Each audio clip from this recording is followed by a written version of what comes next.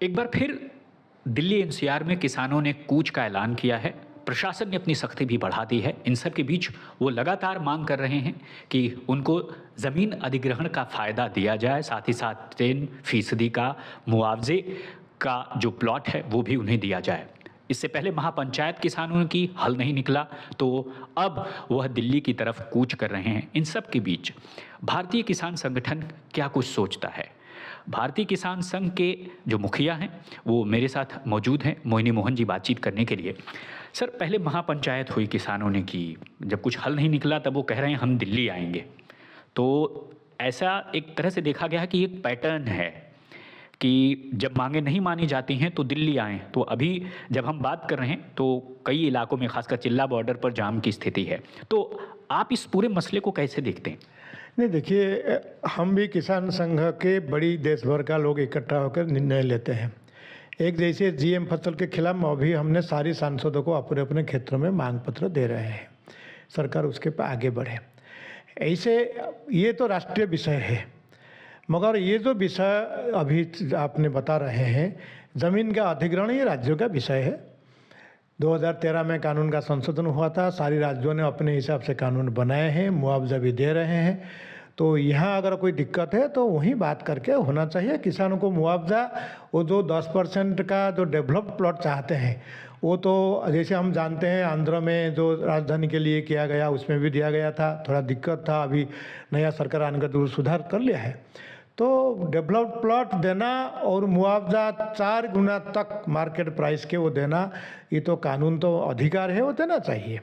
मगर ये दिल्ली का विषय नहीं है, इतना मेरा बोलना है कि ये अगर किसी राज्य का विषय है, राज्य सरकार का ये हस्तक्षेप से इसका निर्णय हो सकता है। उस दिशा में किसानों ने काम करना चाहिए। तो आपको लगता है कि उन्हें दिल्ली नहीं लखनऊ जाना चाहिए? एकदम लखनऊ जाना चाहिए। जिस प्रांतों में जो समस्या हो रहा है, कृषि से लेकर ज़मीन के लेकर, ये सारी विषय राज्य सरकार के हाथ में है। राज्य सरकार कर भी सकता है और इसलिए राज्य सरकार का जो केंद्र है वहाँ जाके राज्य के सरकार के मुखिया के साथ बात कर लेना और वहाँ के लोकल और भी किसान आपको जुड़ जाएंगे, तो ये आसान रहता है। दिल्ली में उसका कोई हल निकलने नहीं दिखता है। तो अमूमन जो जीएम फसलों की आपने बात की, तो किस तरह की भारतीय किसान संघ जो है जीएम फसलों को लेकर के एक मुहिम आप छेड़े हुए हैं, तो क्या कुछ उसमें करने जा रहे हैं? देखिए, जीएम फसल देश के लिए, पर्यावरण के लिए, बायोडाइवर्सिटी का सबके लिए खतरा है, स्वास्थ्य के लिए बहुत बड़ा खतरा है। इसलिए हम इसके खिलाफ 20-22 साल से लड़ रहे हैं।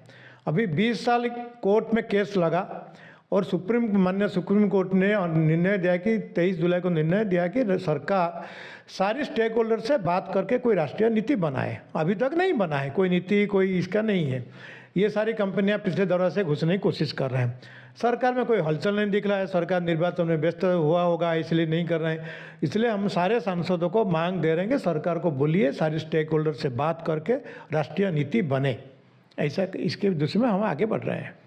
तो साफ आपने देखा कि किस तरह से भारतीय किसान संघ समर्थन करता है कि किसानों की मांगें जायज़ हैं, लेकिन जो रास्ता है दिल्ली की तरफ आने का वो दरअसल लखनऊ होकर जाता है। इन सब के बीच जीएम फसलों को लेकर के भारतीय किसान संघ अपने तरीके से आगे की तरफ बढ़ रहा है कि किस तरह से ये जीएम फसलें पर्यावरण को नुकसान पहुंचाती हैं। राम किंकर सिंह, आज तक।